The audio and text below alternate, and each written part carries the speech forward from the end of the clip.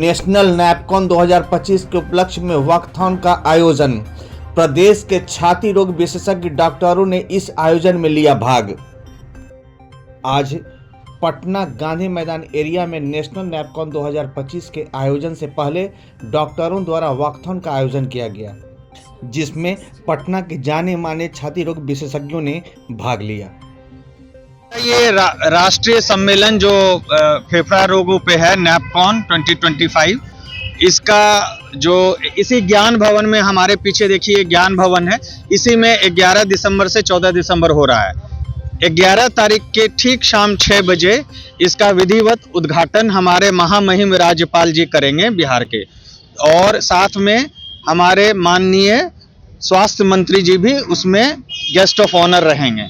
तो इसमें करीब इस इनॉग्रेशन में 500 से 700 डॉक्टर्स सम्मिलित होंगे इनॉग्रेशन दिन के दिन, और ये एक बहुत बड़ा प्रोग्राम होगा। इसमें पूरी रूपरेखा हमारे नैपकॉन कॉन्फ्रेंस की, उसकी सबके सामने, जनता के सामने रखी जाएगी, जो कि आप पत्रकार भाई बंधु लोग कवर करेंगे, और उससे जो है जनता को उसका पूरा लाभ मिलेगा। इंडियन चेस्ट सोसाइटी के प्रेसिडेंट डॉक्टर सुधीर कुमार ने कहा कि नैपकॉन 2025 का आयोजन 11 से 14 दिसंबर को पटना के ज्ञान भवन में किया जाएगा, जिसका उद्घाटन बिहार के माननीय राज्यपाल द्वारा किया जाएगा। इस मौके पर राज्य के स्वास्थ्य मंत्री भी उपस्थित रहेंगे। बिहार में इस तरह का आयोजन पहली बार किया जा रहा है। इस कार्यक्रम में 3000 से अधिक देश एवं विदेश के छाती रोग विशेषज्ञ डॉक्टर कॉन्फ्रेंस में भाग लेंगे। इस आयोजन का मुख्य उद्देश्य फेफड़ों की बीमारियों से संबंधित नवीनतम शोध, दवाइयां, तकनीक के उपचार पद्धतियों की जानकारी बिहार के डॉक्टरों तक 27वां राष्ट्रीय और अंतर्राष्ट्रीय नेशनल कॉन्फ्रेंस है चेस्ट के डॉक्टरों का। करीब इसमें 3000 डॉक्टर्स देश विदेश से सम्मिलित हो रहे हैं, और हमारा यही ज्ञान भवन में इसका वेन्यू है 11 से 14 दिसंबर। और ये जो है पहली बार बिहार में हो रहा है। चूँकि मैं डॉक्टर सुधीर कुमार, मैं अपना परिचय देता हूँ, प्रेसिडेंट हूँ इंडियन चेस्ट सोसाइटी का, तो हम लोगों ने इसको पहली बार पटना में लाए हैं, और इससे बिहार का गौरव ना सिर्फ बढ़ा है, बल्कि बिहार के डॉक्टर्स और जनता को बहुत फ़ायदा होगा। जो नवीनतम शोध होगी उससे बहुत ज़्यादा फ़ायदा होगा। इसमें छाती रोग के बारे में आप क्या कहना चाहेंगे, खासकर पटना में प्रदूषण जो 20 वर्षों से फैला हुआ? आप बताइए डॉक्टर साहब, आप बताइए इनको। पॉल्यूशन के लिए जो है, अभी हम लोग सब लोग जानते हैं कि एक ज्वलन समस्या बन गई, और सबसे बड़ी दुखद बात ये है, कोई भी पॉलिटिकल पार्टी अपने मैनिफेस्टो में इसको शामिल नहीं करती है। यह जो है सो सबसे बड़ा दुखद है, जबकि स्वच्छ हवा का लेना नितांत आवश्यक है। आपने माइक्रोन्स का सुना होगा नाम।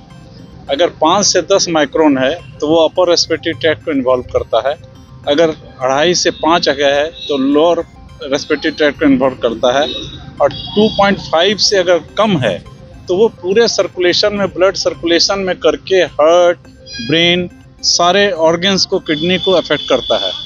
तो यह एक बहुत ही ज्वलंत समस्या है, और इसको फेफड़े रोग के जो विशेषज्ञ हैं, हम लोग जैसे चिकित्सक हैं, वो इसको ज़्यादा फेस करते हैं, क्योंकि सबसे पहले हम लोगों के पास मरीज ऐसे आते हैं खांसी का, सांस फूलने का, चेस्ट पेन का, इवन लंग कैंसर। लीजिए जरा अपना बाइट आप लोग प्लीज दिखाइएगा।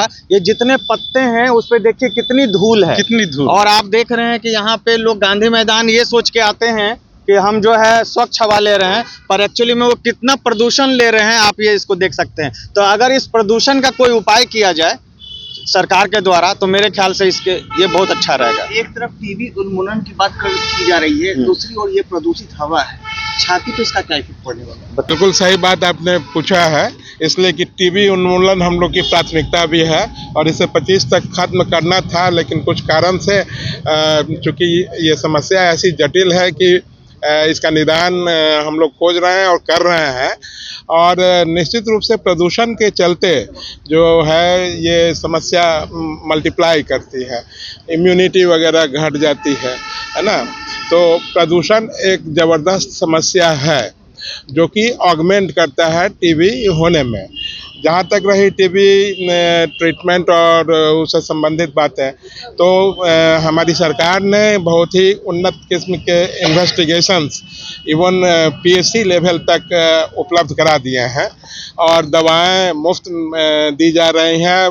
तुरंत इसका डिटेक्शन के बाद दवा शुरू की जाती है, लेकिन यह बीमारी कुछ ऐसी है डोरमेंट फेज में भी रहती है और जब बॉडी का इम्यूनिटी डाउन हो जाता है तो वो फिर एक्ट करती है। तो इसके लिए कोमॉर्बिडिटी जैसे डायबिटीज़ है ना, ये पोल्यूशन आपने कहा, इन सारी बातों को ध्यान में रखना होगा और सही पोषण का इंतजाम बहुत ज़रूरी है। एक और रेसिस्टेंट टीबी काफ़ी बढ़ते जा रहा है, वो इसमें मेन जागरूकता की कमी है। हमें जनता को जागरूक करना चाहिए कि टीबी के लक्षण होते ही जल्दी से वो दिखाएं, बलगम की जांच कराएं, एक्सरे कराएं, डॉक्टर से सही इलाज लें और पूरा कोर्स पूरा करें। कई मरीज जो है कोर्स पूरा नहीं करते हैं, जिससे कि उनको रेसिस्टेंट बैक्टीरिया हो जाता है। दूसरी जो प्रॉब्लम आ रही है कि टीबी की दवाई का इजाद करना अत्यंत कठिन है। एक दवाई इजाद होने में कई बार 5-5 दशक लग जाते हैं नई दवाई आने में, तब तक पुरानी दवाइयों से रेजिस्टेंस डेवलप कर चुका होता है। इसके कारण से टीबी का उन्मूलन होना इतना आसान नहीं है जितना कि समझा जा रहा है। इसके लिए बहुत ज़्यादा शोध की भी ज़रूरत है। हम तो यही कहेंगे कि सबसे पहले हम प्रदूषण रहित वातावरण की तैयारी करें, वो सबसे इम्पोर्टेंट है। दूसरा ये है कि हम योगा, प्राणायाम, रनिंग, जॉगिंग, वॉकिंग करें, स्वच्छ हवा में, आसपास हरे भरे पौधे लगाएं और इसके अलावा हमें अपने फेफड़े को बचाने के लिए निमोनिया का टीका, फ्लू का टीका डॉक्टर की सलाह पे जब भी हो रेगुलर लेते रहें।